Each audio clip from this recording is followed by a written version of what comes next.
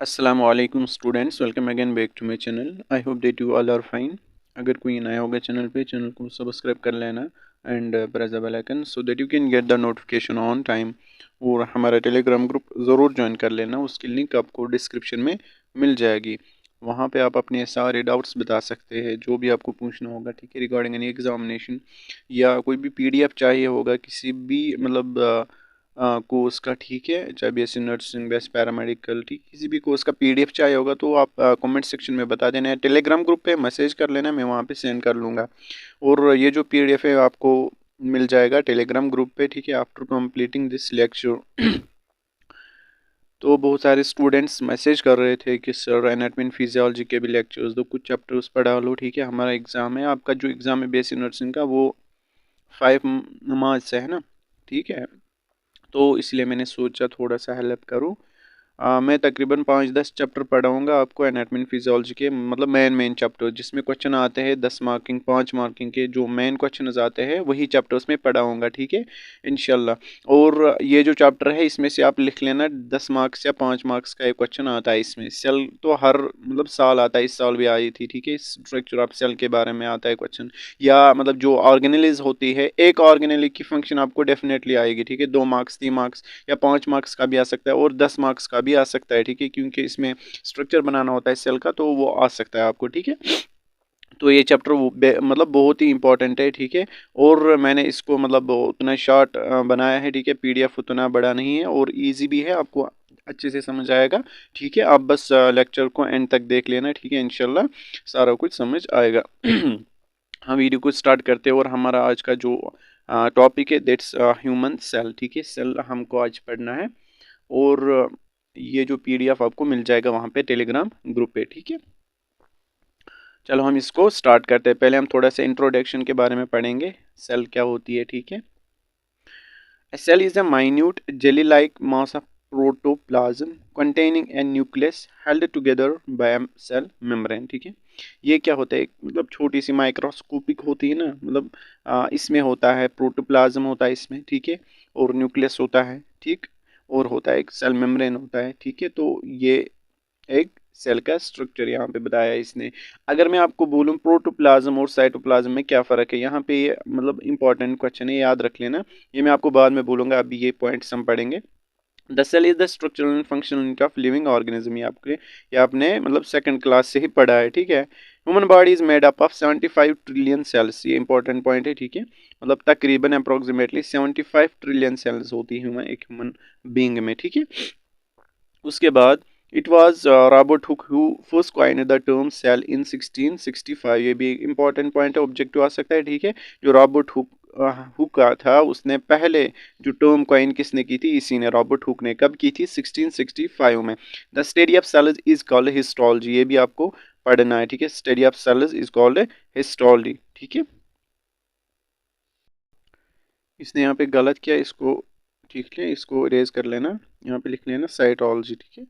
Study of sales उसको हम कहते हैं cytology. Study of this tissues is called histology. इसको यहाँ पे गलत हुआ है, यहाँ पे इसको ठीक कर लेना, ठीक है। Study of cells is called cytology and the study of this tissues और इज कॉल्ड हिस्टोलॉजी, ठीक है। अब हम देखेंगे इसके फंक्शंस, कुछ सेल के जो फंक्शंस आते हैं ना, ये 2 मार्क्स का आता है क्वेश्चन, ठीक है, इसीलिए यहाँ पे लिया है फंक्शंस ऑफ सेल, ठीक। पहला जो इसका पॉइंट है that's irritability. The cell has the ability to detect and respond to change in its environment. जो एक सेल होती है ना, उसमें इतनी एबिलिटी होती है कि अगर फॉर एग्जांपल बाहर का जो एनवायरनमेंट है, सराउंडिंग है, अगर वो चेंज हो गया तो उसी के अकॉर्डिंग जो एक सेल होती है, ठीक है, वो खुद को भी चेंज कर लेती है उसके रेस्पॉन्ड में, ठीक है। मैं इसको मतलब जल्दी जल्दी उतना भी तेज़ नहीं पढ़ाऊंगा, बट स्पीड अच्छी खासी रखूंगा, क्योंकि वन शॉट वीडियो मतलब पूरा चैप्टर कवर करना है इसमें, ठीक है। उसके बाद नेक्स्ट फंक्शन न्यूट्रिशन, जो जो मतलब इजी पॉइंट होगा उसको मैं जल्दी जल्दी बोलूंगा, जो मुझे लगेगा नहीं इसको समझाने वो मैं समझाऊंगा अच्छे से, ठीक है। उसके बाद next that's nutrition the cell is capable of absorbing fluids and dissolved substances directly through cell membrane and these can be used by the cell growth and repair to provide energy. मतलब nutrition कैसे, जो cell होती है cell membrane के through अपना जो खाना होता है ठीक है उसको यूज़ करता है, उसको लेता है ठीक। उसके बाद वो किस लिए यूज़ करता है, रिपेयरिंग के लिए, ग्रोथ के लिए और एनर्जी के लिए ठीक है। उसके बाद next respiration the cell has ability to use oxygen combined with food substance to form, मतलब जैसे कि ब्लड में होता है ऑक्सीजन ठीक है, तो ब्लड के थ्रू सेल को मिल जाता है और ब्लड में ही फूड वुड सारा कुछ ग़िज़ा उसी में, एनर्जी में सारा कुछ उसी में होता है, तो उसी के थ्रू फिर क्या मिलता है, ऑक्सीजन सारा कुछ ठीक है। उसके बाद वो उस फूड की वजह से क्या होती है, एनर्जी प्रोड्यूस करती है फॉर मतलब इंट्रासेलुलर एक्टिविटी ठीक है। उसके बाद नेक्स्ट फंक्शन है रेस्पिरेशन, ये आपको याद रखनी है ठीक है। ये फंक्शंस कुछ रेस्पिरेशन में क्या पढ़ना मतलब है इसमें, the cell is able to discharge unused and waste material through the cell membrane. इसको होते हैं ना, मतलब जैसे हम रेस्पायर करते हैं, हम हमारे बॉडी में जो कार्बन डाइऑक्साइड दैट्स वेस्ट ठीक है, उसको हम रेस्पायर करते हैं बाहर छोड़ते हैं। इसी तरह इनमें भी अगर कुछ वेस्ट मटेरियल होता है तो सेल मेम्ब्रेन के थ्रू वो बाहर फेंकते हैं वो ठीक है। उसके बाद next function that's growth in reproduction the cell has ability to increase in size ठीक है, इंक्रीज साइज भी होता है। When it reach the limit of its growth it reproduce by dividing into smaller cells. मतलब जब इसका जो maximum मतलब ये टाइम आता है, फॉर एग्जांपल मैक्स लिमिट आता है ग्रोथ का, उसके बाद ये दो में डिवाइड कर लेती है ठीक है। उसके बाद नेक्स्ट दैट्स मूवमेंट, इसकी फंक्शन है सम सेल्स है पावर ऑफ मूवमेंट, मतलब मूवमेंट भी कर लेते हैं ठीक है। ठीक, तो उसके बाद हमको पढ़ना है इंपॉर्टेंट टॉपिक है इसमें that's structure of the cell, यही सारा इसी में है ठीक है, सारा कुछ इसी में, मतलब यही पढ़ना है आपको अब सेल में, स्ट्रक्चर ऑफ सेल ठीक है। हम पढ़ेंगे स्ट्रक्चर ऑफ सेल, इसकी एनाटॉमी और फिजियोलॉजी साथ में पढ़ेंगे, हमें अलग अलग नहीं पढ़ना है ठीक है। फंक्शन तो हमने पढ़ी, वो क्या हो गई फिजियोलॉजी ठीक है। अब एनाटॉमी पढ़ेंगे, स्ट्रक्चर पढ़ेंगे सेल का ठीक। The cell is made up of the following structures, पहले हम पढ़ेंगे सेल मेम्ब्रेन और सेल प्लाज्मा मेम्ब्रेन ठीक है। उसके बाद हम पढ़ेंगे न्यूक्लियस, उसके बाद साइटोप्लाज्म, उसके बाद एंडोप्लाज्म मतलब ये ना ऑर्गेनेली, माइटोकॉन्ड्रिया, राइबोसोम्स, गोल्गी एपैरेट्स ठीक है। उसके बाद लाइसोसोम्स, पेरोक्सिसोम्स ठीक। उसके बाद हमको पढ़ना है सेंट्रोसोम्स, सीलिया, फ्लैजिला ठीक। उसके बाद हमको पढ़ना है माइक्रोफिलामेंट्स एंड माइक्रोट्यूब्यूल्स ठीक है। मैं आपको यहाँ पे एक हिंट देता हूँ, याद रख लेना, ये जो है ना ये वाले पहले 5 जो ऑर्गेनल्स है ठीक है, ये मतलब इनको नहीं छोड़ना, ये 2 मार्क्स के आते हैं, 3 मार्क्स के आते हैं ठीक है, इनको नहीं छोड़ना ठीक। चलो अब हम एक एक करके इनको पढ़ते हैं ठीक है। ये यहाँ पे 2 बार आए ये पेज, कंफ्यूज मत होना ठीक है।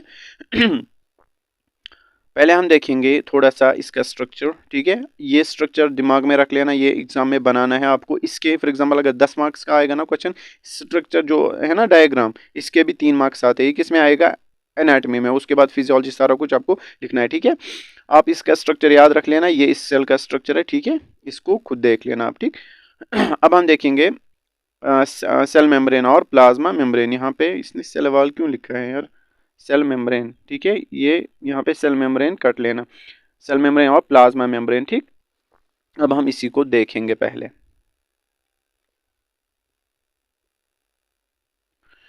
The cell membrane is a protective sheet of the cell body ठीक है, मतलब जो सेल के बाहर जो कवरिंग होती है ठीक है, इनमें सेल वॉल तो नहीं होता है ना, एनिमल्स प्लांट्स में होता है ठीक। तो इनमें प्रोटेक्टिव कवरिंग होती है बाहर, उसको हम कहते हैं सेल मेम्ब्रेन ठीक। ये जो सेल मेम्ब्रेन होता है ठीक है, इसकी मतलब थिकनेस कितनी होती है, 70 to 100 एंगस्ट्रॉम ठीक है, थिकनेस इसकी होती है 70 to 100 एंगस्ट्रॉम।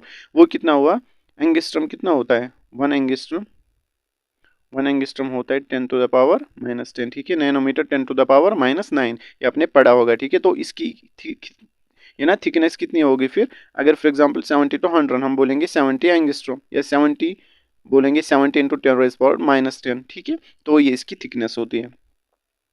उसके बाद next point, the cell membrane is the semi permeable membrane, आपने मतलब पढ़ा होगा, जो आपने मतलब मुझे पता है, आपको पता है कि जो सेल मेम्ब्रेन होता है दैट सेमी परमेबल ठीक।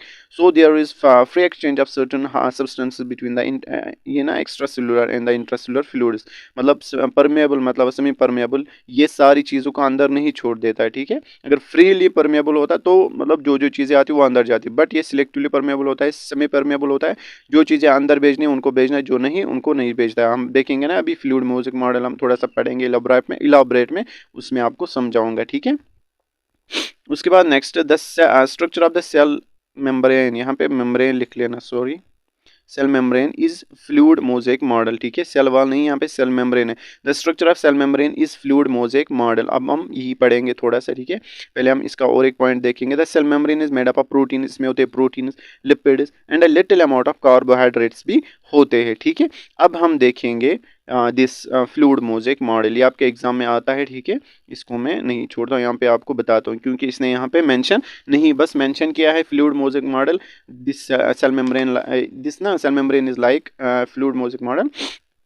तो अब हम इसको थोड़ा सा बताएंगे, आप मतलब इसको अच्छे से देख लेना, ठीक है। This is very important topic. और अगर किसी को अभी तक समझ नहीं आया होगा ये ना दिस फ्लूइड मोज़ेक मॉडल, तो आज उसको अच्छे से समझ आएगा, ठीक है। तो हम देखेंगे पहले सेल मेम्ब्रेन। सेल मेम्ब्रेन जो होता है इसमें दो लेयर्स होते हैं, ठीक है। फॉर एग्जांपल अगर मैं सेल मेम्ब्रेन की बात करूं, ये थोड़ा सा इसको छोटा करता हूं,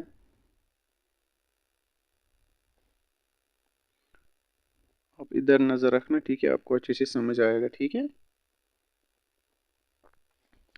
ये दो लेयर, ये एक लेयर है, ठीक है, ये एक लेयर है, ठीक। तो इसको हम कहते हैं लिपिड बाइलेयर, आपने सुना होगा, ठीक है, lipid bilayer. Lipid bilayer, by मतलब दो, ठीक है, लिपिड बाइलेयर, ठीक। जो जो प्लाज्मा मेम्ब्रेन होता है, ठीक है, वो किसका बना होता है, फास्फोलिपिड बाइलेयर का। किसका बना होता है, फास्फोलिपिड बाइलेयर का। इसको लिख लेना यहाँ पे, फास्फोलिपिड बाइलेयर, ठीक है, फास्फोलिपिड बाइलेयर, ठीक है। ये फास्फोलिपिड बाइलेयर होता है ऐसे, ठीक है। तो जो ये फास्फोलिपिड बाइलेयर होता है ना, ये जो इसका ये है ना, ये वाला पोर्शन, ये वाला पोर्शन, ये है हेड, ठीक है, ये क्या है, हेड। और जो ये वाला है, ये क्या है, टेल, ठीक है, ये है टेल। ऊपर वाला पोर्शन क्या है, हेड, और नीचे वाला पोर्शन क्या है, टेल, ठीक है। आई होप दैट आपको समझ आया होगा, ठीक। अब जो ये हेड होता है, ठीक है, ये जो हेड होता है ना, ये बाहर की तरफ होता है, और जो टेल होता है अंदर की तरफ होता है। हेड जो होता है, this head is polar part, ये फॉस्फेट ग्रुप मतलब ग्रुप का बना होता है। हम अभी इसका स्ट्रक्चर देखेंगे, फास्फोलिपिड का स्ट्रक्चर देखेंगे, ठीक है, उसके बाद आपको अच्छे से समझ आएगा, ठीक है। जो ये हेड होता है, दिस इज पोलर पार्ट, ठीक है, ये इंपॉर्टेंट है, याद रख लेना। और पोलर जब ये होगा तो ये होता है हाइड्रोफिलिक, वाटर लविंग, ठीक है, हाइड्रोफिलिक, ठीक। इसको आप लिख लेना, मैं यहाँ पे नहीं लिखता हूँ, आप खुद लिख लेना। This polar part is hydrophilic, but this tail part, ये जो टेल पार्ट होता है ना, दिस इज नॉन पोलर, ठीक है। ये जो टेल पार्ट है, ठीक है, ये जो टेल है इसका फास्फोलिपिड बाइलेयर का, ये क्या होता है, नॉन पोलर। फिर क्या होगा, ये हाइड्रोफोबिक, वाटर हेटिंग, ठीक है। इसीलिए जो हेड होता है बाहर की तरफ होता है, मतलब अगर ये बाहर की तरफ होगा, ठीक है, तो यहाँ की तरफ क्या होगा, यहाँ की तरफ वाटर होगा, होगा ना वाटर, यहाँ की तरफ भी वाटर होगा, ठीक है, बाहर की तरफ भी वाटर होगा, ठीक। अगर ये फॉर एग्जांपल सेल का मतलब अंदर वाला साइड है, ये वाला, ये सेल का अंदर वाला साइड, ये क्या होगा, सेल का बाहर साइड। तो सेल का मतलब सेल का जो अंदर वाला साइड है, वहां वहां की तरफ कौन ऑरिएंट है, ठीक है, जो फास्फोलिपिड बाइलेयर है उसका हेड, तो ये क्या है, हाइड्रोफिलिक, ठीक है, वाटर लविंग। और जो यहाँ की तरफ बाहर की तरफ, वहां की तरफ भी क्या है, हाइड्रो मतलब हेड, वो क्या है, हाइड्रोफिलिक, ठीक है। बट जो टेल्स होते हैं वो क्या होते हैं, ऑरिएंटेड मतलब बीच में, ठीक है, वो बाहर की तरफ नहीं होते। जो टेल्स होते हैं that are hydrophilic, that's water hating, ठीक। इसीलिए वो बाहर की तरफ नहीं होते। आई होप दैट यहाँ तक आपको समझ आया होगा, ठीक है। तो अब हम देखेंगे थोड़ा सा इसके बारे में, स्ट्रक्चर ऑफ फास्फोलिपिड, ठीक है। स्ट्रक्चर ऑफ फास्फोलिपिड ना, ये मतलब बहुत ही इंपॉर्टेंट है, इसको अच्छे से नजर रख लेना, ठीक है। यहाँ तक आपको समझ आया, ठीक है। जो हेड होता है that's hydrophilic, that's water loving, वो पोलर होता है। पोलर क्यों होता है अभी समझाऊंगा आपको। और जो टेल होता है दैट्स नॉन पोलर, क्यों होता है नॉन पोलर, अभी समझाऊंगा आपको। नॉन पोलर होता है, ठीक है, फिर उसका मतलब क्या हुआ, हाइड्रोफिलिक, वाटर हेटिंग होता है। और जो हेड होता है वो बाहर की तरफ होता है, और जो टेल होता है अंदर की तरफ होता है। यहाँ तक आपको क्लियर हुआ होगा, ठीक है। अब हम देखेंगे इसका स्ट्रक्चर, किसका, फास्फोलिपिड का स्ट्रक्चर, स्ट्रक्चर ऑफ फास्फोलिपिड, ठीक। अब हम इसका स्ट्रक्चर देखेंगे। फॉर एग्जांपल मैं यहाँ पे मानता हूँ ये है फास्फोरस, ठीक है, यहाँ की तरफ ऑक्सीजन के साथ double bond, single bond oxygen, ठीक है। ये इसका स्ट्रक्चर मैं बना रहा हूँ, ठीक है। और ये इंपॉर्टेंट है, इसको स्किप मत कर लेना, ठीक है। उसके बाद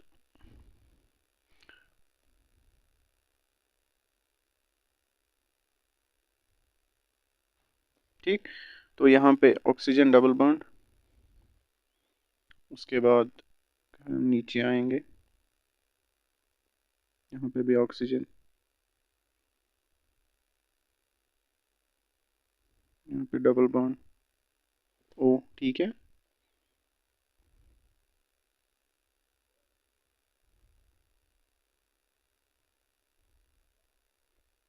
यहाँ पे डबल बॉन्ड है, ठीक है। मैं आपको समझाऊंगा अभी। इसको मैं यहाँ पे इरेज कर लेता हूँ, यहाँ पे नज़र रख लेना, ठीक है। उसके बाद यहाँ पे नाइट्रोजन, यहाँ से 3 बॉन्ड्स, ठीक है, इस पे प्लस चार्ज आएगा, और यहाँ से ऑक्सीजन, इस पे नेगेटिव चार्ज, ठीक है। इस पे मैं प्लस चार्ज डाल लेता हूँ, इस पे नेगेटिव चार्ज। अब यहाँ पे नज़र रखना, ठीक है। ये जो चेन है ना, ये वाली चेन, ये वाली चेन, ये क्या है? दिस इज सैचुरेटेड, क्योंकि इसमें कोई डबल बॉन्ड नहीं है। ये क्या होती है? सैचुरेटेड फैटी एसिड, सैचुरेटेड, ठीक है, सैचुरेटेड फैटी एसिड चेन। और जो नीचे वाली है दिस इज अनसैचुरेटेड, क्योंकि यहाँ पे डबल बॉन्ड है, ये देख रहे हो, डबल बॉन्ड, ठीक है। This is unsaturated fatty acid chain, ठीक है। और ये जो है, ये वाला पोर्शन, ये वाला पार्ट, दिस पोर्शन जिसको मैं एनसर्कल कर रहा हूँ ना, ये वाला पोर्शन, ये क्या है? दिस इज फॉस्फेट ग्रुप, मतलब हेड, ठीक है। ये क्या है? हेड, ये है हेड फॉस्फेट ग्रुप। और ये क्या है? पोलर है। आया समझ? अब पोलर क्यों होता है, ठीक है, पोलर, दैट इज हाइड्रोफिलिक, यही बाहर की तरफ होता है। और जो ये वाला पोर्शन है, ये वाला पोर्शन, ये वाला पोर्शन मैं दिखाऊंगा आपको, सेकंड। यहाँ पे ऑक्सीजन लिख लेना, ठीक है, यहाँ पे ऑक्सीजन, यहाँ पे ऑक्सीजन, यहाँ पे ऑक्सीजन, ठीक है। ये तो मैंने दिया है। ये वाला पोर्शन जो होता है, this portion, this is cholesterol, ठीक है, this is cholesterol molecule, cholesterol molecule. मैं आपको अभी रिपीट करूंगा, ठीक है। और जो ये वाला, ये जो चेन्स होते हैं ना, ये दो चेन्स, ये क्या है? नॉन पोलर टेल, ठीक है, नॉन पोलर टेल। एक क्या है? सैचुरेटेड फैटी एसिड चेन, दूसरी क्या है? Unsaturated fatty acid chain. और ये क्या है? Non polar. आपको पता होगा ये नॉन पोलर होती है, ठीक है। सैचुरेटेड जो होती है वो नॉन पोलर, अनसैचुरेटेड वो भी नॉन पोलर होती है, ठीक है। इसीलिए मैंने बोला टेल होती है नॉन पोलर, और जो हेड होता है वो पोलर होता है। क्यों होता है पोलर? यहाँ पे आप देख सकते हैं पॉजिटिव नेगेटिव चार्ज जो क्रिएट हो रही है यहाँ पे, उसकी वजह से पोलर होता है हेड। और बीच में क्या होता है? एक कोलेस्ट्रॉल मॉलिक्यूल। तो लास्ट में हमने क्या देखा? मैं आपको फिर से रिपीट कर रहा हूँ, मैंने बोला जो स्ट्रक्चर ऑफ फॉस्फोलिपिड है उसमें होता है हेड, वो क्या होता है? पोलर, बीच में होता है कोलेस्ट्रॉल मॉलिक्यूल, वो आपने देख लिया। और होती है सैचुरेटेड फैटी एसिड चेन, वो क्या है? क्योंकि इसमें कोई डबल बॉन्ड नहीं है। दूसरे होते हैं ये ना अनसैचुरेटेड फैटी एसिड चेन, उसमें एक डबल बॉन्ड है, ठीक है। वो क्या होता है? वो नॉन पोलर होता है, क्योंकि टेल से बिलोंग करते हैं। और जो हेड होता है पोलर होता है, ठीक है। अब क्या देखा हमने स्ट्रक्चर ऑफ फॉस्फोलिपिड में? इसमें हमने देखा, एक देखा हमने, मैं यहाँ पे लिख लेता हूँ। एक तो हमने देखा इसमें फॉस्फेट ग्रुप, फॉस्फेट ग्रुप, ये इंपॉर्टेंट एग्जाम में आता है, ठीक है, इसको स्किप मत कर लेना। प्लस, प्लस क्या होता है? Cholesterol molecule, cholesterol molecule, plus होता है 2 fatty acid chain, fatty acid chains, ठीक है। आई होप दैट आपको यहाँ तक समझ आया होगा, ठीक है। तो ये रहा स्ट्रक्चर ऑफ, मतलब दिस फॉस्फोलिपिड, ठीक है। तो यही होता है यहाँ पे, जो मैंने यहाँ पे बनाया ना, ये वाला, ये वाला पोर्शन, ये सारा यही होता है ये, ठीक है। तो आई होप दैट आपको ये समझ आया होगा। यही है फ्लूइड मोज़ेक मॉडल। और थोड़ा सा इसमें मैं आपको बताऊंगा क्योंकि इंपॉर्टेंट है, जो फ्लूइड मोज़ेक मॉडल है ना, वो क्या, उसको क्यों नाम रखा फ्लूइड मोज़ेक मॉडल? क्योंकि जो ये फॉस्फोलिपिड्स होते हैं ना, दे आर मूवेबल। जो ये फॉस्फोलिपिड्स होते हैं, फॉर एग्जांपल यहाँ पे मैं फिर से बनाऊंगा ये, ताकि आपको अच्छे से समझ आए, ठीक है। ये जो फॉस्फोलिपिड्स होते हैं, ठीक है, दे आर मूवेबल, ठीक है। ये जो फॉस्फोलिपिड्स होते हैं, they are movable and can be, मतलब ये जो मूवेबल होते हैं, फॉरवर्ड भी मूव कर सकते हैं, ऐसे भी, और बैकवर्ड भी मूव कर सकते हैं, ठीक है। इसीलिए इसको रखा नाम fluid mosaic model, fluid mosaic model, ठीक है, क्योंकि ये मूवेबल होते हैं, फॉस्फोलिपिड्स मूवेबल होते हैं, ठीक है। अब मैं थोड़ा और एक पॉइंट यहाँ पे आपको बताता हूँ, ठीक है। फॉर एग्जांपल ये फॉस्फोलिपिड चेन है, फॉस्फोलिपिड बाइलेयर है, ये फॉस्फोलिपिड बाइलेयर है, ठीक। यहाँ पे कुछ मॉलिक्यूल्स होते हैं, कुछ प्रोटीन्स होते हैं, ठीक है, जो एम्बेडेड होते हैं विद इन दिस बाइलेयर। कुछ प्रोटीन्स होते हैं, ठीक है, जो एम्बेडेड होते हैं with in the phospholipid bilayer. उन प्रोटीन्स को हम कहते हैं, क्या कहते हैं, इंटीग्रल प्रोटीन्स। आप लिख लेना, मैं यहाँ पे नहीं लिखता हूँ, इंटीग्रल प्रोटीन, ठीक है, आप खुद लिख लेना वहां पे इंटीग्रल प्रोटीन। ये कहाँ पे होते हैं, with in this phospholipid bilayer. और भी कुछ प्रोटीन्स होती है जो इधर होती है, जहां पे मैं दिखा रहा हूँ इधर, ठीक है, इधर, ठीक है। इनको हम क्या कहते हैं, पेरिफेरल प्रोटीन्स। क्या, पेरिफेरल, पेरिफेरल प्रोटीन्स, ठीक। और भी कुछ प्रोटीन्स होते हैं वो इधर होते हैं, ठीक है, जहां पे मैं दिखा रहा हूँ इधर, ठीक है। इनको हम कहते हैं सरफेस प्रोटीन्स। तीन टाइप के प्रोटीन्स मैंने आपको बोले अभी तक। पहला जो प्रोटीन्स होते हैं, पहले जो प्रोटीन्स होते हैं that are embedded within the this phospholipid bilayer, that these are called the integral proteins, ठीक है, these are called the integral proteins। and the other type of proteins, ठीक है, which are closer to surface, this surface proteins, ठीक है, उनको हम कहते हैं पेरिफेरल प्रोटीन्स, जो ना ऊपर होते हैं, ठीक है, और जो सरफेस पे होते हैं उनको हम कहते हैं सरफेस प्रोटीन्स, ठीक है। यहाँ तक आपको समझ आया होगा, ठीक। उसके बाद नेक्स्ट पॉइंट इसमें, फॉर एग्जांपल मैं फिर से बनाता हूँ ताकि आपको अच्छे से समझ आए, ठीक है। मैं इसको रिपीट क्यों बना रहा हूँ, ताकि आपको कोई कंफ्यूजन ना रहे। आपको आज समझ में अच्छे से आना चाहिए, ठीक है।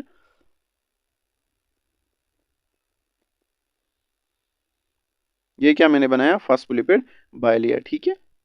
अब यहाँ पे देखो, मैंने यहाँ पे बोला यहाँ पे होते हैं कुछ सरफेस प्रोटीन्स। अगर इन सरफेस प्रोटीन्स के साथ, सरफेस प्रोटीन्स के साथ क्या होगा, फॉर एग्जांपल मैं बोलूँगा कार्बोहाइड्रेट, ठीक है, यहाँ पे कार्बोहाइड्रेट है इसके साथ, फॉर एग्जांपल ऐसे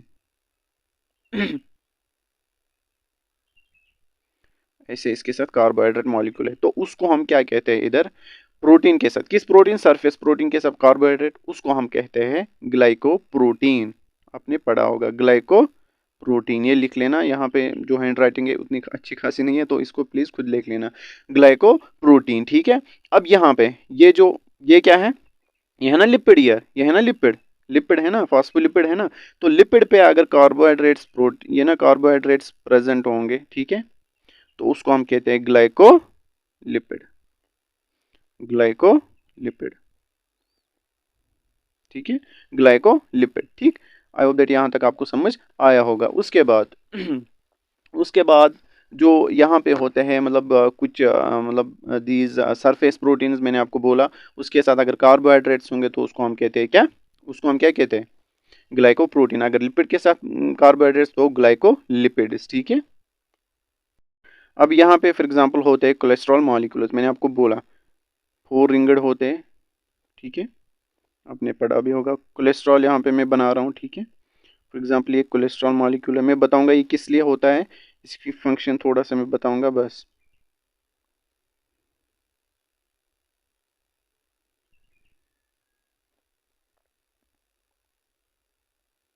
जो बनाना ही आता है, ठीक है, तो इसकी मैं बस फंक्शन बताऊंगा और फिर खुद। ये क्या है यहाँ पे, ये कोलेस्ट्रॉल मॉलिक्यूल है, ठीक है। ये क्यों होता है, ये किस लिए होता है, ताकि जो एक कोलेस्ट्रॉल मॉलिक्यूल है ना, जो इसका पर्पस ये होता है, इसका फंक्शन यही होता है कि it maintains the fluidity of the membrane, it maintains fluidity, ठीक है। क्या मेंटेन करता है ये फ्लूइडिटी, कौन, कोलेस्ट्रॉल मॉलिक्यूल, ठीक है। This is very important point.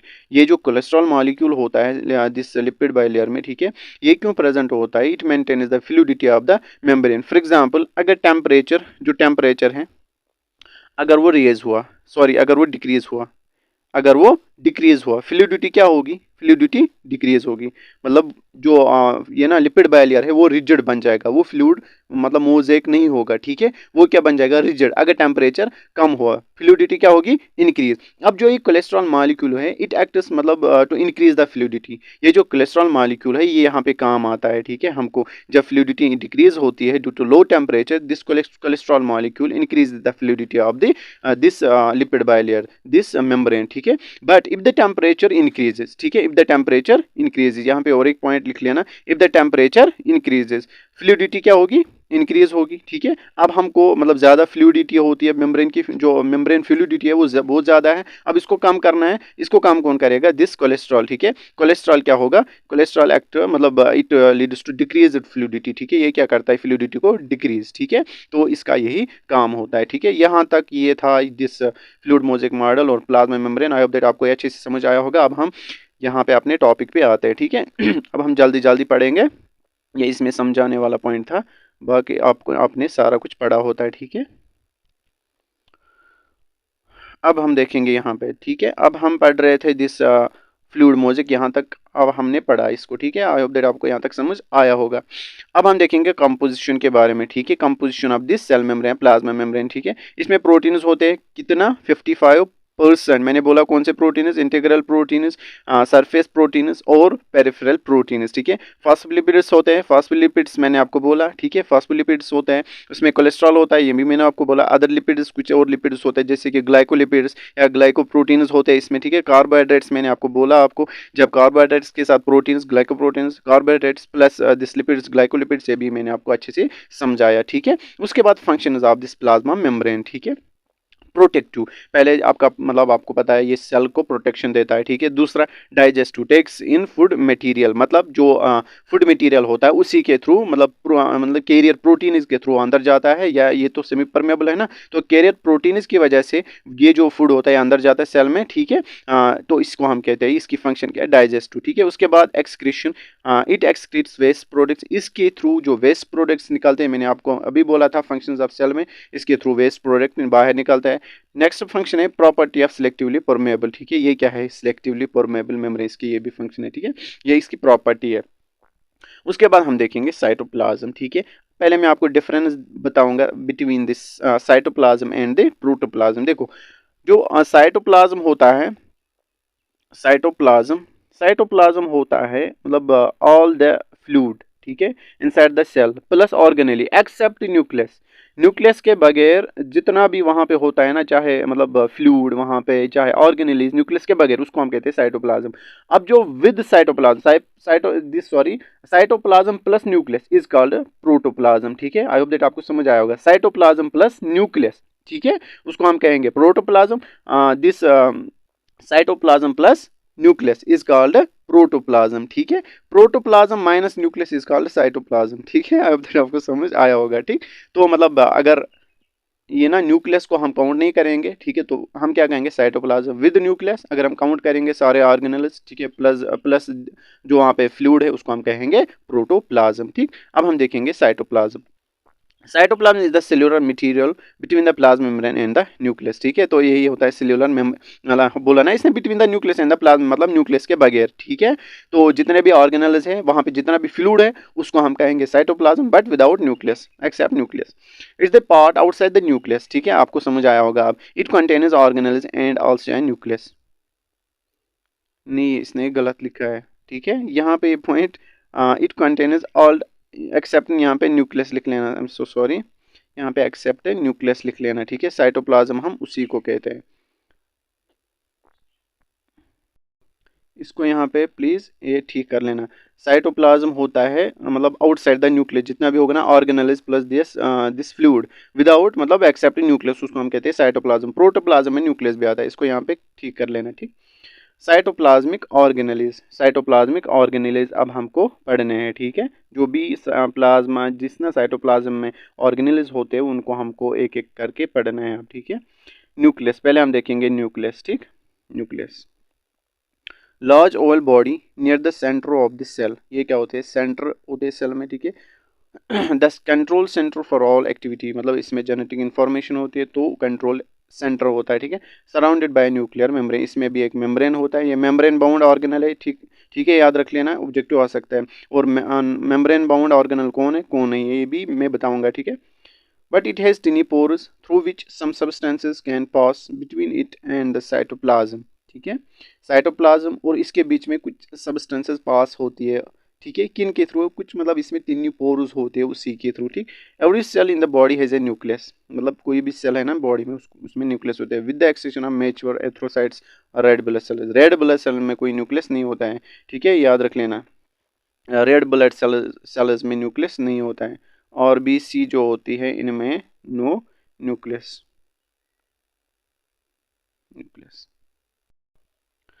और अगर हम इनकी प्लांट्स की बात करेंगे, आपने पढ़ा होगा सीयू ट्यूब्स में, ठीक है, सीयू ट्यूब्स में ये आपने पढ़ा होगा, उनमें भी न्यूक्लियस नहीं होता है, ठीक है।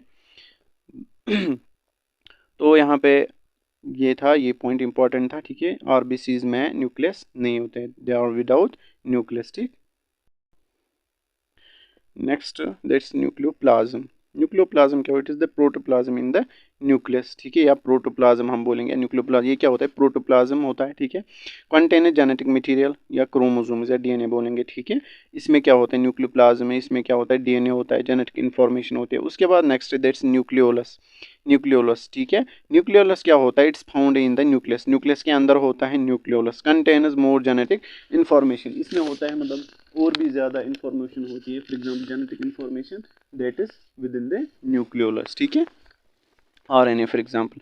Functions of nucleus. अब हम देखेंगे फंक्शंस ऑफ न्यूक्लियस, ये 2 मार्क्स का आता है क्वेश्चन, इंपॉर्टेंट है। Controls every organelle in the cytoplasm. एक तो ये जितने भी ऑर्गेनल है साइटोप्लाज्म में उनको कंट्रोल करता है। And the reproductive process because it contains the body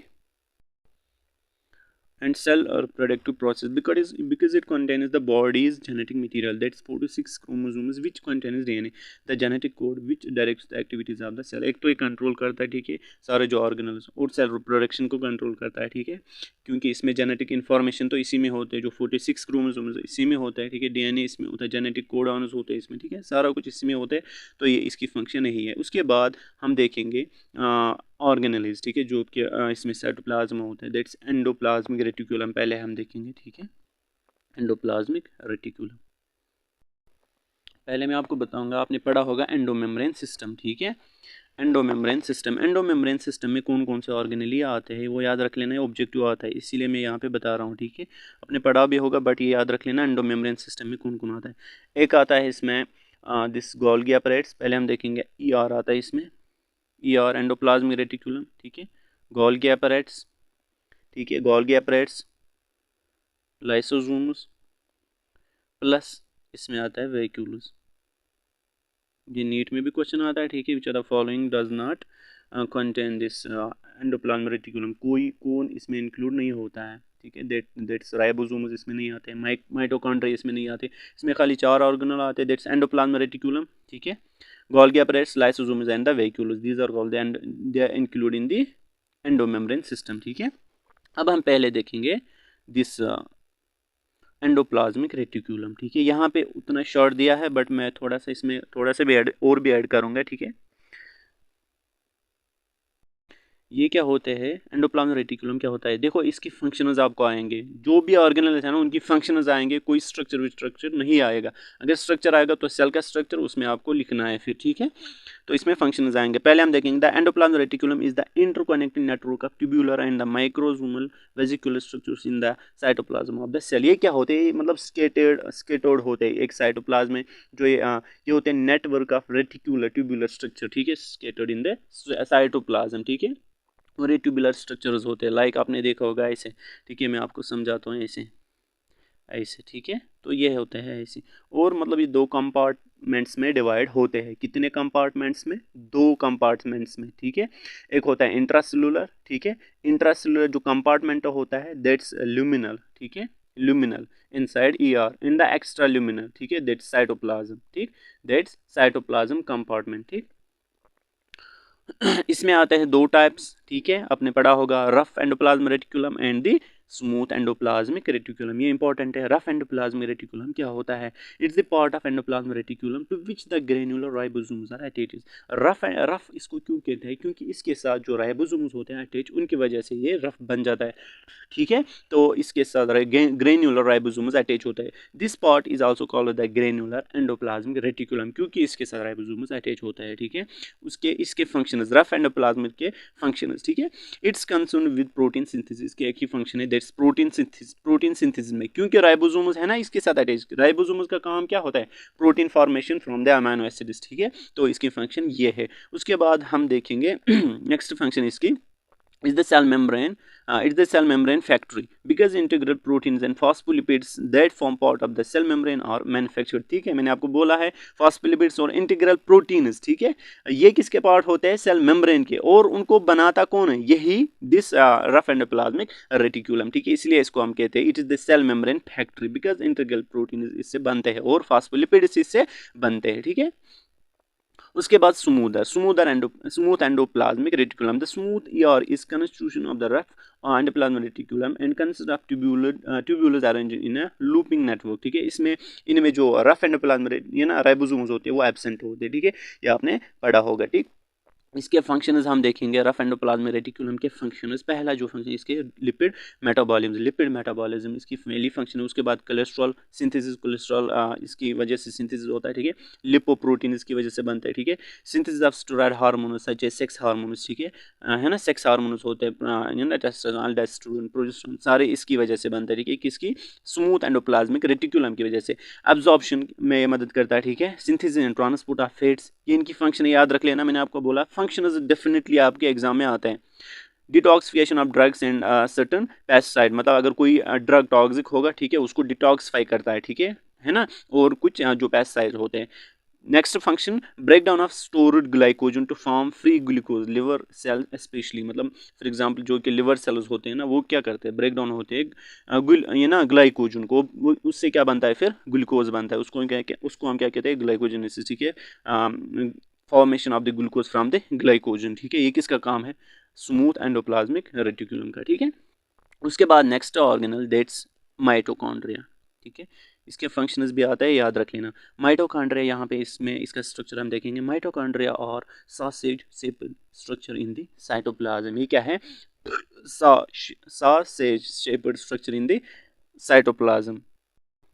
next point, powerhouse of cell, आपने बचपन से सुना है mitochondria is called the powerhouse of cell, क्योंकि इससे यही एटीपी फॉर्मेशन करता है, ठीक है, इसकी वजह से एटीपी फॉर्मेशन होते हैं।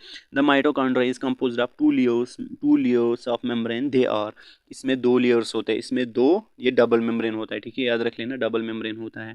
N outer layer which is smooth, outer layer क्या होता है, स्मूथ होता है, an inner layer folded into sheets of tubules called cristae, inner layer में क्या होते हैं, क्रिस्टे, बट जो आउटर लेयर होता है वो क्या होता है, स्मूथ होता है, ठीक है, जैसे कि आपने पढ़ा होगा जिसमें 11th में, ठीक। Both is layers and close as central cavity called matrix, बीच में इनमें क्या होता है, मैट्रिक्स। फॉर एग्जांपल अगर ये आउटर लेयर है, ठीक है, ये क्या है, smooth, but this inner layer क्या होता है, इसमें ऐसे ऐसे क्रिस्टे होते हैं, ठीक है, ऐसे क्रिस्टे, ये है स्मूथ, आउटर लेयर स्मूथ है, बट ये क्या है, क्रिस्टे, ये जो फोल्डिंग्स है ना, इनमें फोल्डिंग्स होते हैं, इन फोल्डिंग्स होते हैं, इन फोल्डिंग्स को हम क्या कहते हैं, क्रिस्टे कहते हैं, ठीक है, इनको हम क्रिस्टे कहते हैं, और इनके बीच में जो ये मैट्रिक्स होता है, ये फ्लूइड होता है, इसको हम कहते हैं मैट्रिक्स, ठीक है। नेक्स्ट पॉइंट इसमें, the mitochondria are made up of proteins, किसके बना होते हैं, प्रोटीन्स के, phospholipids and RNA, they also contain some important enzyme systems. जो माइटोकॉन्ड्रिया होते हैं, इसमें होते हैं प्रोटीन्स होते हैं, फॉस्फोलिपिड्स होते हैं, इसमें आरएनए होता है, ठीक है, ये इसको हम क्या कहते हैं, सेमी परमेबल है ना, sorry semi autonomous, semi autonomous, क्योंकि ये मतलब अपना जो फॉर्मेशन जेनेटिक मटेरियल इसमें होता है, ठीक है, आरएनए होता है इसमें, और इसमें कुछ एंजाइम्स भी होती है, ठीक है, एंजाइम्स भी होते हैं इसमें, ठीक, इसके फंक्शंस हम देखेंगे, ठीक है, functions of mitochondria. It helps in oxidation of glucose, किसमें मदद करता है, oxidation of glucose, important point है, ठीक है।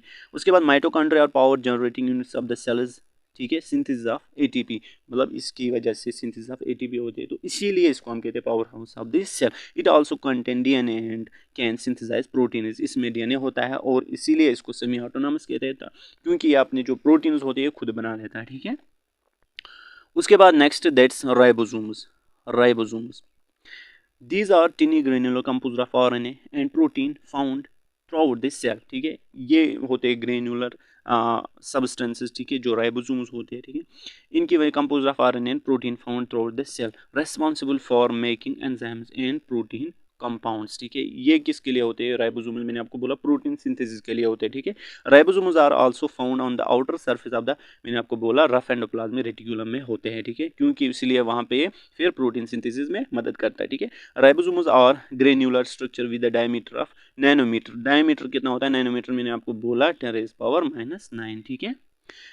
The ribosomes contain 65% RNA and 35% proteins, ठीक है। उसके बाद इसके फंक्शंस हम देखेंगे राइबोसोम्स के। They synthesize protein from amino acid, मैंने आपको बोला synthesis of protein from the amino acid, इसी में ये काम आता है, ठीक है। और इसमें एक पॉइंट ऐड कर लेना राइबोसोम्स में, ठीक है, एक पॉइंट ऐड कर लेना यहाँ पे, ये ग्रेन्युलर है ना, ग्रेन्युलर स्ट्रक्चर है ना इनका, और इनका जो ग्रेन्युलर स्ट्रक्चर था ना वो ऑब्जर्व किया था पहले जॉर्ज पैलेडे ने, ठीक है, GEORGE, जॉर्ज PALADE, ठीक है, जॉर्ज पैलेडे ने, कब 1953 में, याद रख लेना, ठीक है।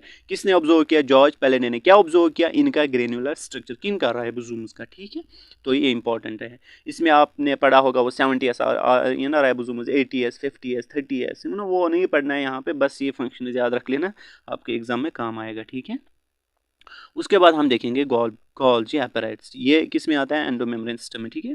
Golgi apparatus, the Golgi apparatus consist of stacks of closely folded flattened membranous sacs, ठीक है, इसमें होते हैं कुछ मेम्ब्रेनस सेक्स, किसमें? गोल्गी एपैरेट्स में, ये आपने पढ़ा होगा, ठीक है। फॉर एग्जांपल ऐसे, दिस टाइप, लाइक दिस, ऐसे, फॉर एग्जांपल अगर ये गोल्गी एपैरेट्स ऐसे है तो मैं ऐसे बनाऊंगा, ठीक है, आपने ये स्ट्रक्चर पढ़ा होगा टेक्स्ट में, ठीक है। तो इस तरह होते हैं कुछ, ये है गोल्गी एपैरेट्स, ठीक है। ये स्ट्रक्चर याद रख लेना, ये जो डायग्राम पहले मैंने सेल की दिखाई वहाँ पे आपको खुद समझ आएगा, ठीक है। और जो ये फोल्डिंग्स होते हैं ना, इनको हम कहते हैं सिस्टर्ने, ठीक है, सिस्टर्ने। माइटोकॉन्ड्रिया में जो इनर वाले लेयर में जो इनफोल्डिंग्स होते हैं उनको हम कहते हैं क्रिस्टे, बट यहाँ पे सिस्टर्ने, कंफ्यूज मत होना, इनको हम कहते हैं सिस्टर्ने, ठीक है, CISTERNAE, ठीक है, सिस्टर्ने, ठीक। अभी हम देखेंगे यहाँ पे, it is present in all cells but in larger in those that synthesize and export protein, मतलब ये प्रेजेंट होता है किसी सेल में, बट ज्यादातर किसमें होता है? जो सिंथेसाइज करता है प्रोटीन की, सिंथेसाइज करता है उनमें ज्यादातर पाया जाता है, कौन? Golgi apparatus. It's a cup shaped structure and contains vesicles, ये क्या होता है? कप शेप्ड स्ट्रक्चर होता है, और क्या होता है इसमें? होते हैं वेजिकल्स। वेजिकल्स क्या होते हैं? मतलब उनमें ये ना वेस्ट होता है, वेजिकल की फॉर्मेशन होती है इसमें, ताकि जो गंदगी वो बाहर निकले फिर, ठीक है। उस मतलब इसमें वेजिकल जो वेस्ट होता है वो एक वेजिकल में क्या होता है? स्टोर होता है, ठीक है, एक वेजिकल में स्टोर होता है, और जो vesicle it's thrown out from the cell, ठीक है, इसके थ्रू हो जाएगा, सेल मेम्ब्रेन के थ्रू, सिंपल है, ठीक है। उसके फंक्शंस अगर हम देखेंगे गोल्गी एपैरेट्स के, the proteins move from endoplasmic reticulum to the Golgi apparatus, ये आपने पढ़ा होगा, ठीक है। जो प्रोटीन्स होते हैं, ठीक है, ये होते हैं from the endoplasmic reticulum to the Golgi apparatus. मैं आपको समझाता हूँ थोड़ा सा, देखो यहाँ पे फॉर एग्जाम्पल ये है एंडोप्लाज्मिक रेटिकुलम, ठीक है, यहाँ से प्रोटीन्स आए, यहाँ से वेस्ट आए, वो कहाँ पे पहुंचा? गोल्गी एपैरेट्स पे। ये गोल्गी एपैरेट्स का एक फेस है, ये दूसरा फेस है, ठीक है। यहाँ पे वेजिकल बना, यहाँ पे क्या बना? वेजिकल, किस फॉर्म पे? किस फेस पे? सिस फेस इसको कहते हैं। जो फ्रंट वाला फेस होता है उसके मतलब जो एंडोप्लाज्मिक रेटिकुलम होता है ना, वो किस फेस के थ्रू देता है इसको? सिस फेस के थ्रू। और बाहर किस फेस से निकालते हैं? ट्रांस फेस, ये याद रख लेना, ठीक है। जो पैकेजड मटेरियल होता है ना, पैकेजड मटेरियल, वो होता है in the form of vesicle, ठीक है। It comes from the ER and fuse with this cis phase, ठीक है, of the Golgi apparatus and move towards the maturing phase, ये होता है maturing phase या trans phase जिसको हम कहते हैं, ठीक है। इसके थ्रू ये मूव होता है, ये वेजिकल आया, ठीक है, कहाँ से आया? एंडोप्लाज्मिक रेटिकुलम से। किसने लिया? Cis face of the Golgi apparatus and reach at the trans face of the Golgi apparatus, ठीक है।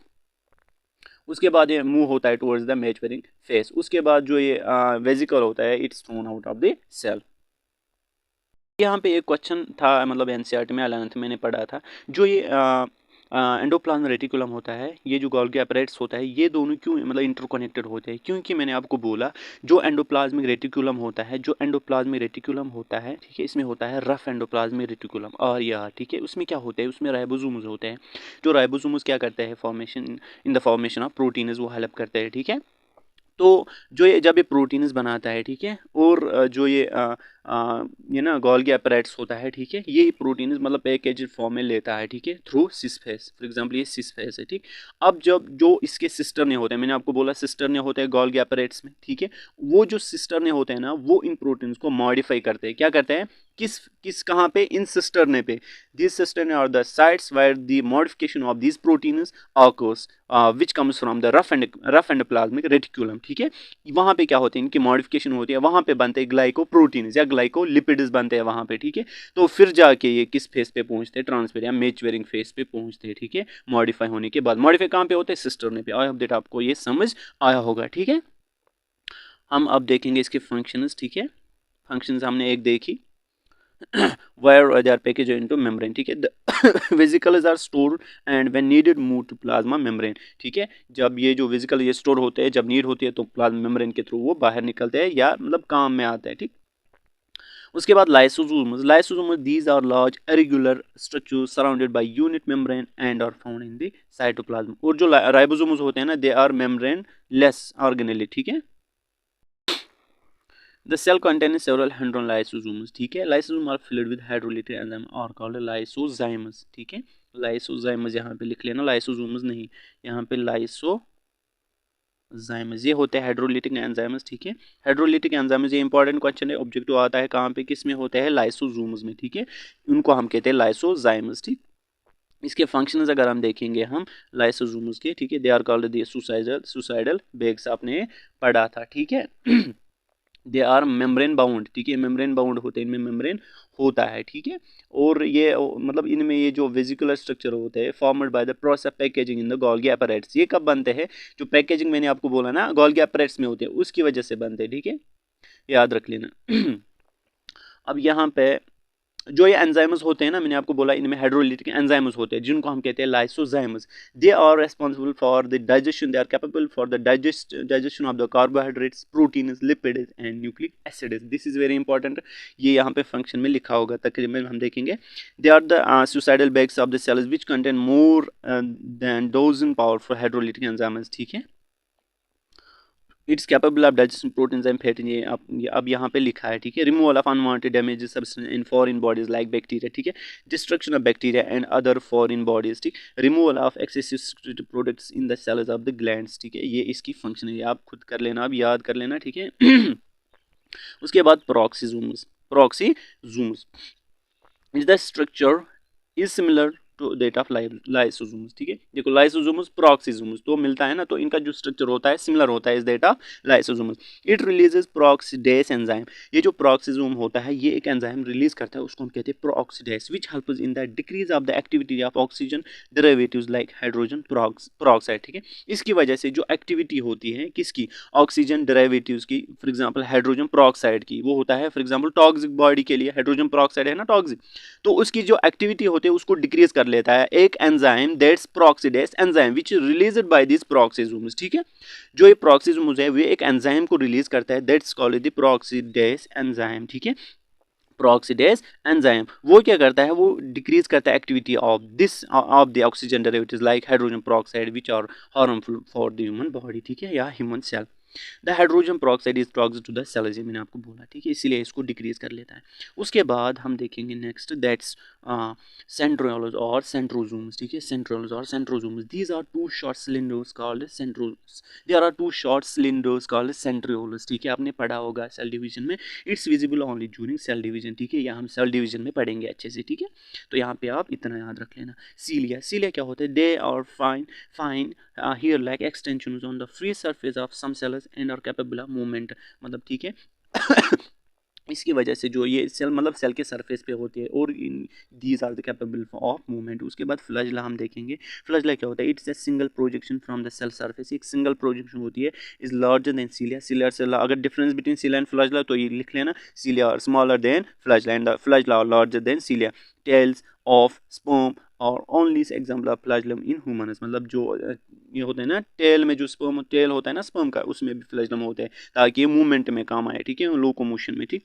उसके बाद microfilaments, these are tiny strands of proteins that provide structural support and maintain the characteristic shape of the cell, ठीक है। Microfilaments आपने पढ़ा होगा, इसकी वजह से जो शेप होती है सेल की वो मेंटेन रहती है, ठीक है, और जो कैरेक्टर मतलब ये जो सपोर्ट करते हैं सेल को, ठीक है, कौन, माइक्रोफिलामेंट्स, ठीक है।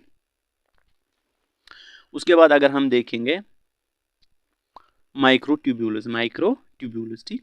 माइक्रोट्यूबुल्स क्या होती है? These are protein structures in the cytoplasm involved in the movement of the cell of organelle within the cell, the movement of cilia small, for example यहाँ पे क्या बोल रहे हैं, माइक्रोट्यूबुल्स होते हैं, दीज आर प्रोटीन स्ट्रक्चर से क्या होता है, प्रोटीन के बने हुए होते हैं, ये कहाँ पे होते हैं, प्रेजेंट साइटोप्लाज्म होती है, और किस काम आते हैं, मूवमेंट ऑफ सेल में, एंड ऑफ ऑर्गेनिज्म, मतलब मूवमेंट ऑफ ऑर्गेनिज्म में आता है, ठीक है, विद इन द सेल, मतलब ये मूवमेंट ऑफ सेल कराते हैं और मूवमेंट ऑफ ऑर्गेनिज्म कराते हैं। The movement of cilia that's small projections, ये मैंने आपको बोला है सीलिया क्या होता है, small projection from the free border of the some cells and possibly the organisation of the protein in the plasma membrane, ठीक है। उसके बाद नेक्स्ट हमारा है that's transport of substances across cell membrane, this is very important topic, अब हम ये देखेंगे, ठीक है। थोड़ा सा हम ब्रेक लेते हैं 2 मिनट का, ठीक है, चलो लिया 2 मिनट ब्रेक। चलो अब देखेंगे पहला जो इसमें ट्रांसपोर्ट आता है दैट्स पेसिव ट्रांसपोर्ट, आपने देखा मतलब पढ़ा भी होगा, पेसिव ट्रांसपोर्ट होता है जब मतलब कंसंट्रेशन ग्रेडेड वहाँ पे होगा, ठीक है, बट डाउन हिल, ना कि अप हिल, अप हिल किस में होता है, एक्टिव ट्रांसपोर्ट में, डाउन हिल किस में होता है, पेसिव ट्रांसपोर्ट में, इसमें होते हैं मतलब जो सब्सटेंसेस होते हैं वो मूव होते हैं from the higher concentration to the lower concentration without using energy, ठीक है। अब हम ये पढ़ते हैं, this occurs when substances can cross plasma membrane और organelle membrane and move down the concentration gradient downhill from higher to lower concentration without using energy, ठीक है। ये इंपॉर्टेंट मतलब ईजी है, आपको समझ आया होगा, ठीक है। उसके बाद diffusion, molecules move from the area of higher concentration to the area of lower concentration crossing membranes by dissolving in the lipid part of the membrane, for example lipid soluble substance oxygen carbon dioxide, मतलब जो ये होते हैं ना, diffusion कब होता है, जब जो लिपिड बाइंडिंग जो लिपिड सॉल्युबल सब्सटेंसेस होते हैं ना, जब वो मूव हो जाएंगे from higher concentration to lower concentration, ठीक है। फॉर एग्जांपल यहाँ पे इसने दिया है ऑक्सीजन है, कार्बन डाइऑक्साइड है, फैटी एसिड्स इसने यहाँ पे दिया है, ठीक है, स्टेरॉइड्स, और passing through water filled channels, ठीक है, और pores in the membrane, example water small water soluble substance sodium potassium calcium, मतलब जब ये सारे for example oxygen carbon dioxide ये क्या होता है, ये होते हैं लिपिड सॉल्युबल सब्सटेंसेस, जब ये उसके साथ मतलब सॉल्युबल होते हैं उसके बाद ये मूव होते हैं from higher concentration to lower concentration, ठीक है। यहाँ पे डायग्राम देख लेना, ठीक है, ये आपको इससे आपको समझ आएगा, ये एक्स्ट्रासेलुलर फ्लूइड है, साइटोप्लाज्म है, ठीक है, इंट्रासेलुलर फ्लूइड, उसके बाद ये बीच में लिपिड बाइलेयर या प्लाज्मा मेम्ब्रेन, इसके बीच ये क्रॉस कर लेते हैं, ठीक है, इसको खुद देख लेना। उसके बाद नेक्स्ट हमारा दैट्स फैसिलिटेटेड डिफ्यूजन, ये क्या होता है, this passive process utilised by some substances they are unable to diffuse through the semi permeable membrane unaided, example glucose, for example facilitated diffusion तब होता है वो चीज़ें इसके थ्रू पास होती है, इसके थ्रू मतलब डिफ्यूज होते हैं जो मतलब इस सेमी परमेबल मेम्ब्रेन के थ्रू मतलब they are unable to diffuse through it, ठीक है, वो नहीं इसके मतलब इसके थ्रू पहुंच पाते हैं सेल में, सेल के अंदर। फॉर एग्जांपल यहाँ पे ग्लूकोज है, amino acid, specialized protein, carrier protein in the membrane है, specific sites that attract and bind substance to transport, मतलब इसमें हम कैरियर प्रोटीन इसमें हम कैरियर प्रोटीन्स का यूज़ करते हैं किसमें, facilitated diffusion in order to transport this substance from the outside of the cell to the inside of the cell, ठीक है। Attract bind to the transfer like a lock and key mechanism, ठीक है। The carrier then changes in its shape and deposits the substance on the other side of the membrane. The carrier sites are specific and can be used by one substance, मतलब ये क्या बोल रहे हैं, जो carrier proteins होते हैं ना, फॉर एग्जांपल ये प्लाज्मा मेम्ब्रेन है, ये एक सब्सटेंस है, ठीक है, ये आउटर साइड है सेल का, ये इनसाइड है, ठीक है, सेल इनसाइड, ये हमको अंदर लेना है, ये जो ये वाला सब्सटेंस है इसको हमें अंदर लेना है, ठीक है। यहाँ पे कैरियर प्रोटीन्स है, ये कैरियर प्रोटीन्स आएगा, इसको उठाएगा और इसको अंदर ले जाएगा, ठीक है। और जो ये कैरियर प्रोटीन्स होते हैं ना, ये उन्हीं के साथ मतलब मिलते हैं, उन्हीं को अंदर लेते हैं जो इसके लिए स्पेसिफिक होगा, ठीक है। हर एक कैरियर प्रोटीन के लिए अलग अलग स्पेसिफिक सब्सटेंस होता है जो उसके साथ बाइंड होता है, ठीक है, तो ये इसके लिए स्पेसिफिक होना चाहिए तब जाके अंदर जाएगा। जब ये इसको अंदर जाता है, ठीक है, इसकी पोजीशन फिर से वापस आती है और फिर से और एक सब्सटेंस को लाता है, ठीक है। उसके बाद हम देखेंगे ऑस्मोसिस। ऑस्मोसिस क्या होता है, osmosis is the diffusion of water across A selectively permeable membrane, the solutes can not across the membrane, ठीक है, जो मतलब सॉल्यूट्स नहीं होते हैं, इसमें खाली सॉल्वेंट होता है, ठीक है, through semi permeable membrane from the region of lower concentration to the region of higher concentration. यहाँ पे क्या होता है, from the region of lower concentration मतलब movement of solvent from the region of lower concentration to the region of higher concentration, ठीक है। Selectively permeable means a membrane will permit some substance to pass through it but not others. मतलब selectively permeable मैंने आपको बोला ये कुछ मतलब substances को permit करेगा, allow करेगा, ठीक है, जो इससे पास होंगे बट बाकियों को सबको नहीं करता है, इसीलिए इसको हम कहते हैं selectively permeable, ठीक है। उसके बाद ना नेक्स्ट है that's active transfer. Active transfer मैंने आपको बोला इसमें एक्सपेंडिचर यूज ऑफ एनर्जी होता है और इसको हम कहते हैं अपहिल ट्रांसपोर्ट भी, ठीक। This is the transport of substance up their concentration gain it uphill that's from lower to the higher concentration, ठीक है, लोअर टू हायर कंसंट्रेशन। जब फॉर एग्जांपल अगर कोई पहाड़ से हम कोई चीज़ गिराएंगे नीचे तो खुद आएगा, उसको हम कहते हैं पेस्यू। अगर हम अब नीचे से ऊपर चलाना होगा तो हमें हाथ का यूज़ करना है, किसी चीज़ का यूज़ करना है ना, एनर्जी का यूज़ करना है, तब जाके हम उसको नीचे से ऊपर फेंक सकते हैं, ठीक है। Chemical energy in the form of ATP drives specialized proteins carrier molecules that transport substance across the membrane in their direction। मतलब इसमें एनर्जी का यूज़ होता है, मतलब फिर जाके ट्रांसपोर्ट होता है, या तो इसमें कैरियर मॉलिक्यूल्स का भी यूज़ करते हैं in order to carry the substance, ठीक है, from outside to the inside the cell, ठीक है। और जो कैरियर सब्सटेंस होते हैं, कैरियर मॉलिक्यूल्स होते हैं, उनके लिए तो एनर्जी यूज़ होती है ना, इसीलिए इसको हम कहते हैं अपहिल ट्रांसपोर्ट या इसमें यूज़ ऑफ एनर्जी होता है, ठीक है। द सोडियम पंप, ठीक है, सोडियम पंप आपने सोडियम पोटेशियम पंप पढ़ा होगा ना। This act to transport mechanism maintains homeostasis of the electrolyte sodium and potassium. It may utilize up to 30% of the ATP required for cellular metabolism. जो ATP होता है ना sodium potassium pump, ये कितना करता है एटीपी यूज 30%, ठीक है, for the transport of the substances, तो है ना एटीपी यूज करता है। The principal cations are potassium intracellular and sodium extracellular. मतलब पोटेशियम क्या होता है इंट्रासेलुलर अंदर वाला, सोडियम होता है बाहर वाला, ठीक है। There is a tendency for these ions to diffuse down their concentration gradients, potassium outside outwards and sodium into the cell. मतलब यहाँ पे डिफ्यूजन होता है इन मतलब इन आयन्स का। फॉर एग्जांपल पोटेशियम कहाँ था, अंदर था, ठीक है, वो इंट्रासेलुलर, बट सोडियम कहाँ था, एक्स्ट्रासेलुलर। अब पोटेशियम क्या आएगा, बाहर आएगा, सोडियम क्या जाएगा, अंदर जाएगा, ठीक है, होमोस्टेसिस बरकरार रखने के लिए, ठीक है। Homeostasis in maintenance and access sodium is pumped out, ठीक है। अगर सोडियम अब ज़्यादा हो गया अंदर, वो क्या बाहर निकलेगा, out and the cell membrane in exchange for potassium. मतलब जो पोटेशियम है वो अंदर जाएगा, ठीक है, अगर सोडियम ज़्यादा अंदर हुआ, ताकि होमोस्टेसिस बरकरार रहे, ठीक है। इसको हम कहते हैं एक्टिव ट्रांसपोर्ट। उसके बाद हम देखेंगे bulk transport. Transport of particles too large to cross cell membrane. अगर कोई मतलब बहुत बड़े मतलब ऐसे पार्टिकल्स होंगे वो पास नहीं हो जाएंगे किसके थ्रू, सेल मेम्ब्रेन के थ्रू, तो उसको हम कहते हैं बल्क ट्रांसपोर्ट। अगर हम मतलब बहुत जो लार्ज मॉलिक्यूल्स होंगे, लार्ज पार्टिकल्स होंगे, उसको हम अगर हम उनको पास करेंगे थ्रू सेल मेम्ब्रेन, उसको हम कहते हैं बल्क ट्रांसपोर्ट।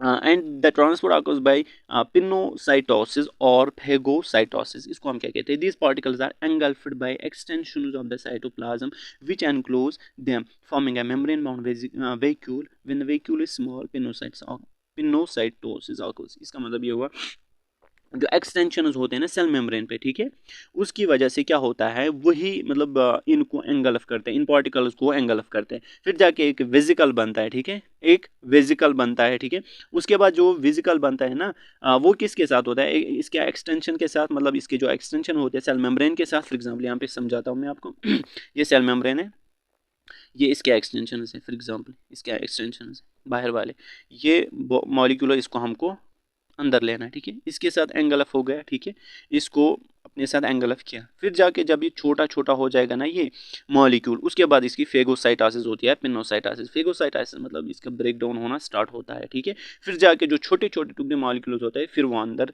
सेल लेती है, ठीक है। उसके बाद in phagocytosis large particle example cell fragments foreign material microbes are taken into the cell, lysosomes then adhere to the vacuole membrane releasing enzymes which digest the contents. मतलब ये क्या बोलता है, जब ये फॉर एग्जांपल ये जो पार्टिकल हमने अंदर लिया, ठीक है, ये जो वेजिकल हमने अंदर लिया, ठीक है, फेगोसाइटोसिस तब होती है जब मतलब फिर जो लाइसोसोम होते हैं, मैंने बोला उसमें हाइड्रोलिक एंजाइम्स होते हैं, डाइजेस्ट एंजाइम्स होते हैं, ठीक है, वो इसको डाइजेस्ट करते हैं, इसको एंगल्फ करते हैं, ठीक है, सॉरी एंगल्फ नहीं डाइजेस्ट करते हैं इसको, ठीक है। उसके बाद बस यहाँ तक ये ख़त्म हुआ, ठीक है, ये ट्रांसपोर्ट्स था। ये चैप्टर हमारा कंप्लीट हो गया, 1 घंटा हो गया तकरीबन, ठीक है। तो आई होप दैट आपको अच्छे से समझ आया होगा। अगर कहीं पे कुछ भी मतलब थोड़ा सा आपको लगा ना शॉर्ट, आपने बोला कुछ एक्सप्लेन नहीं किया अच्छे से, तो बता देना कमेंट सेक्शन में। अगर वीडियो अच्छा लगा होगा तो प्लीज़ ज़रूर बता देना, ठीक है। और हम ऐसे ही शॉर्ट वीडियो मतलब करेंगे इंशाल्लाह, ताकि आपका जो पेपर अच्छे से हो जाए, ठीक है, और सपोर्ट कर लेना आप, ठीक है। मिलते हैं नेक्स्ट वीडियो में, तब तक के लिए अल्लाह हाफिज़।